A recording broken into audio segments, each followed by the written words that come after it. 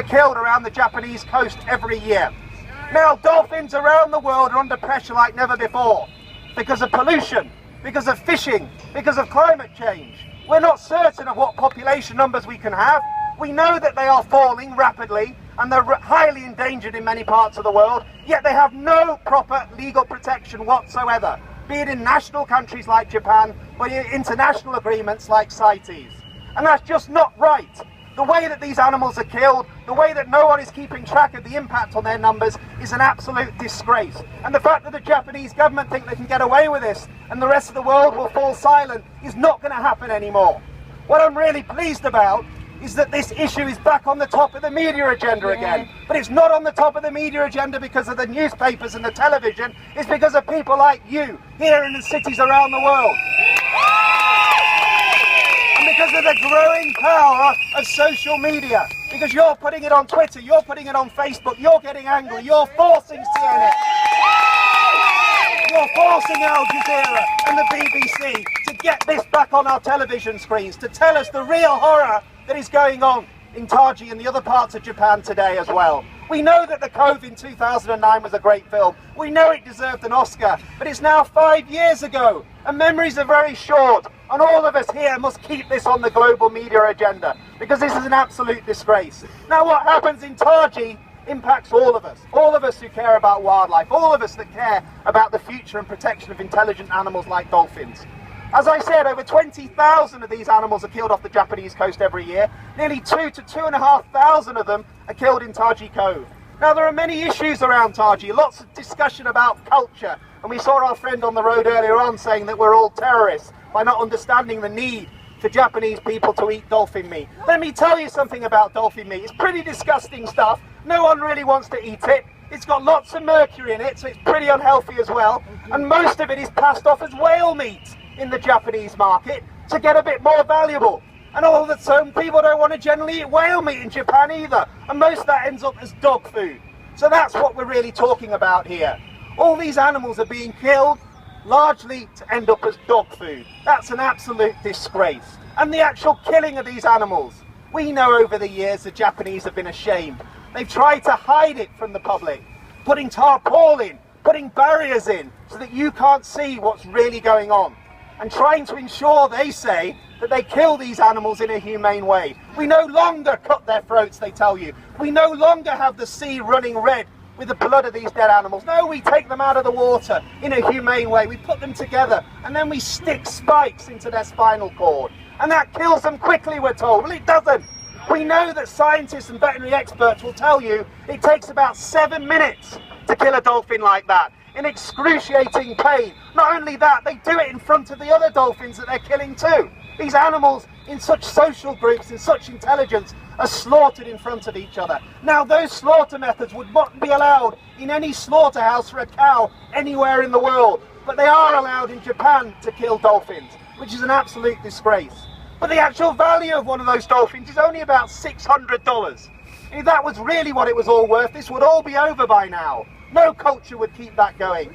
But there's another darker side to this business that Care for the Wild and other charities have been focusing on, and that's the marine park and the dolphinarium business. The prime dolphins from places like Taiji, the pretty bottlenose dolphins that you might go and see in marine parks if you're stupid and ignorant enough not to think, are worth nearly $300,000 at the top of the market. Selling one of those dolphins will bring in more money than a fisherman could ever earn in a year. And that's what is keeping this whole slaughter going. It's not culture, it's capitalism. It's commercial greed in the blood of dolphins. And that greed is feeding the marine park business around the world. Now, all of us, I hope, have had a chance to see Blackfish. What a wonderful piece of work alongside The Cove. Brave directors who worked hard to produce a film that has really brought home the horror behind the scenes of the commercial glossy PR machine that is SeaWorld. Now, SeaWorld will tell you we're not involved in the Taiji hunts and the Taiji drives. Yes, but they are taking offspring from animals that are taken from Taiji, so they are part of it. And if SeaWorld is successful, then in the developing world, in the United Arab Emirates, in Egypt, in South Korea and other places, there is a demand for more marine parks. And when they open up, they've got to find their dolphins, and they will be heading to Taiji Cove or the Solomon Islands or other parts of the world where they will round up these animals in this most inhumane and disgusting way. So all of us have to ask ourselves this question: Why is it that these animals don't have enough protection? Why is it that we're able to exploit them for greed and put them in concrete jungles around the world? Why is it in the so-called modern civilized world we still want to see Flipper doing backdrops when we know that all these parents have been murdered, that he lives an inhumane life that's sending him gradually crazy in the most inhumane conditions in many parts of the world? It's no longer acceptable. It's no longer acceptable that a developed, rich country like Japan can get away with this. It's no longer acceptable that the international community does nothing about it. So there are a number of things that must happen here. CITES, the international framework in the United Nations that actually does protect the trade in endangered species, needs to uplist dolphins and needs to make sure that you can no longer take them from hunts like Taiji and put them into marine parks. That should be happening. There should be an international drive to make that happen. We need to know more about the numbers of dolphins around our coastline and the pressure that they're under. We know that fishermen are killing them. We know that we're killing them with boats. We know that their numbers are being impacted by pollution and climate change. And there is no way that you can justify killing something like 20,000 a year in Japan without anyone taking a blind bit of notice. I'm pleased to see that Caroline Kennedy, as the new Japanese ambassador from the United States, has raised concerns. I'm pleased to see that MPs in the House of Commons have started to debate and discuss this issue because people like you have raised it with them. I'm pleased to see that congressmen in the United States government are doing the same because people in America are quite angry, quite rightly angry about this too. But then governments have got to take some tough decisions. If the Japanese keep slaughtering, then you've got to start threatening them with trade sanctions. You've got to say to the Japanese, if you want to start importing your cars and your electronic products, we're going to put tariffs on them if you keep killing dolphins.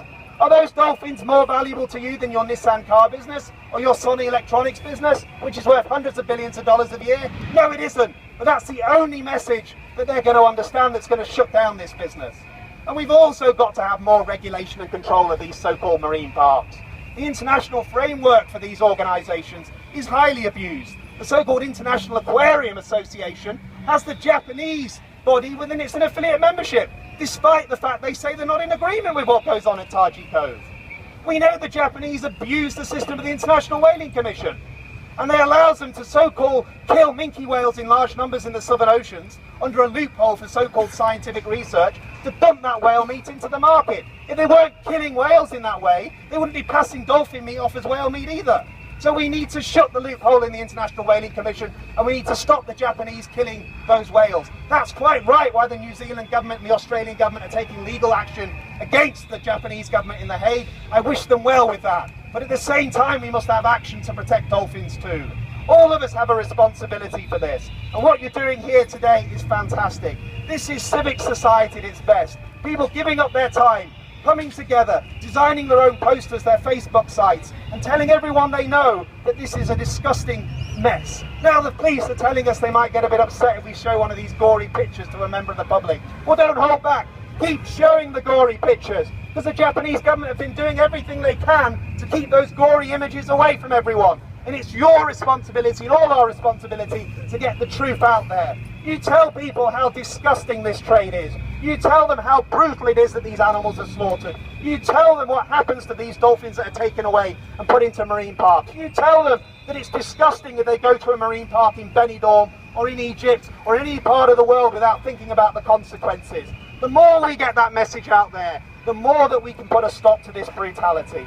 Thank you very much to the Taiji Dolphin Action Group here in the UK. Thank you very much to Sea Shepherd, who I think have done a fantastic job on this.